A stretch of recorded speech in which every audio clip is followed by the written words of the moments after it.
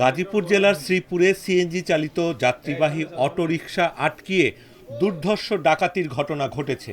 এ সময় চলন্ত অটোরিকশার চাপায় একজন ডাকাতের মৃত্যু হয়েছে। তবে ডাকাতদের হামলায় অটোরিকশার চালক আবুল কালাম মারা গেছেন। 19 জুন বৃহস্পতিবার দিবাগত রাত 1:30টার দিকে উপজেলার মাওনা বর্মী আঞ্চলিক সড়কের সাতখামাইর এলাকায় ঘটনাটি ঘটে। নিহত অটোরিকশা চালক আবুল কালাম উপজেলার তেলিহাটি ইউনিয়নের ট্যাংরা গ্রামের গিয়াসউদ্দিনের ছেলে।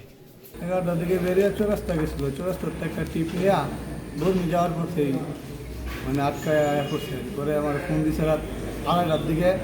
পরে আমি দূর করে বেশি যায় অবস্থা হয়েছে, মানে সেঞ্জি ড্রাইভার নিয়ে আসছি সেঞ্জুর করে, মানে তার পিছিয়ে ছিল হেরা ওটা পরে হেটা হেটা দেখে আবার লোক দাঁড় করে মানে এখন করছে। পুলিশকে ফোন দেওয়া হয়েছে, পুলিশও গেছে। পরে আমরা বেরিয়েছি সিরিগুল মেডিকেল। রাত্রে সে সাতকামার একটি টিপ নিয়ে গেছিল, ওইখান থেকে আসার পথে ডাকাতরা তাকে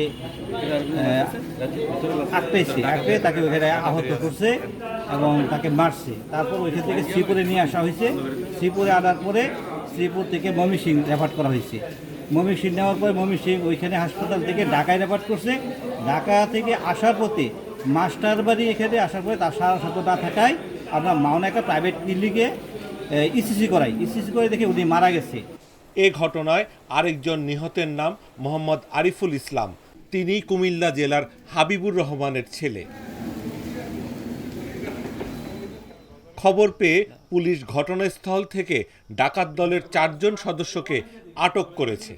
যখন গাড়িগুলি যায় তখন তাদের ডাক চিৎকারে এবং আশেপাশের লোকজন দিকবি ছোটাছুটি করে, তখন পুলিশও দ্রুত ঘটনাস্থলে যায়। আমি সংবাদ পেয়ে আমি নিজেও দ্রুত ঘটনাস্থলে যাই, গিয়ে একজন ডাকাতকে গুরুতর আহত অবস্থায় পাই এবং একজন ভিকটিম সিএনজি চালক তাকে ডাকাতটা খুব মারে, তাকে উদ্ধার করি, তাদেরকে মেডিকেলে প্রেরণ করি এবং এই ঘটনার সাথে জড়িত 4 জন ডাকাতকে আমরা হাতে নাতেই গ্রেপ্তার করতে সক্ষম হই।